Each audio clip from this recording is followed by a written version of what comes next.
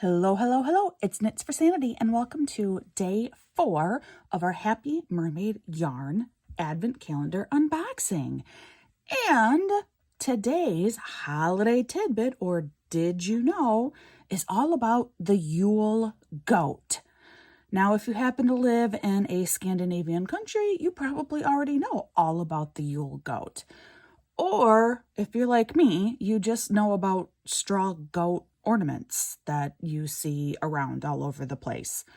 Well, here's the whole story. That's actually not true. The fact is, nobody knows the whole story. So let me tell you a few of the possibilities about where the Yule goat originated. First, quite certain it's pagan in origin, and possibly Germanic. It may connect to the re-entry into the astrological sign of Capricornus, when a kid, goat, that is, that's the juvenile name for a goat is kid, when a kid was sacrificed to the Norse god Njord, otherwise known as Saturn. And the cornus part of Capricorn refers to the cornucopia, or for those of us who are familiar with the American tradition of Thanksgiving, we know that means the horn of plenty, hoping for a very plentiful harvest. So that is option number 1. Option 2 is it may have come from the worship of the Norse god Thor, who rode in the sky in a chariot drawn by 2 goats with names that I'm not even going to try and pronounce. Does that sound familiar? Big mythical being drawn through the sky by hooved animals. That's possibility 2. Possibility number 3.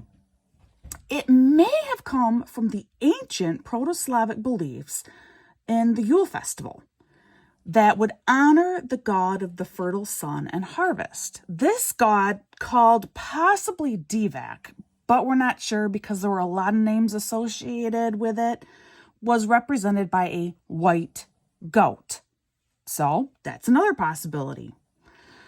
Those are the 3 largest possible origin stories. There's a few other things, though, too, that have grown into this whole legend of the Yule goat. One of the biggest ones is that in Sweden, people believed that the Yule goat was an invisible spirit who would make an appearance during the holiday prep time to make sure that you were preparing correctly. And kind of as a little joke, you would make up a little goat, typically out of straw, sometimes little wood bits, but often out of straw, tie it together with some red ribbon, and you would hide it in your neighbor's house. If your neighbor did not find that goat by the end of the holiday season, they have now been pranked. And now it is their responsibility to try and get rid of the goat in the same manner the next year. So kind of a fun little Swedish thing with it. And speaking of Sweden, this may be the one place where the Yule goat really does still have some significance. A lot of cities do have a Yule goat that they construct and will have in their center city. But in 1966, the city of Yevle took this to a whole new extreme.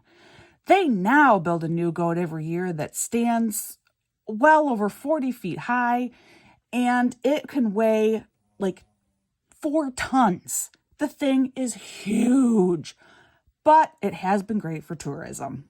So there you go. All kinds of information about the Yule goat. I kind of want to make sure that I go out and buy myself a little Yule goat ornament, which is how most of the world is still familiar with the Yule goat. All right, so here we are. Day 3. I cannot wait. There's another mini hank in here. I can't wait to see what it looks like because it's probably going to be more sparkles. Because I ordered this so long ago, I cannot remember if every hank I get is going to be sparkle yarn or if it's only some of them. I don't know. It is such a surprise. All right, are we ready? Oh, this is...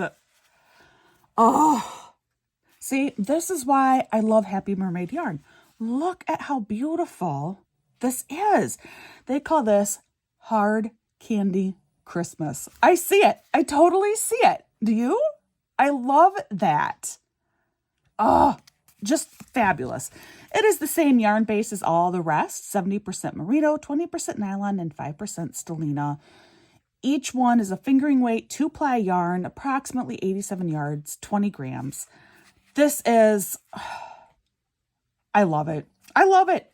I love it so much. Thank you, Happy Mermaid Yarns. Just fantastic. Awesome. Definitely check them out. Follow them on social media. Look at their Etsy shop. And I'm hoping they do this again next year.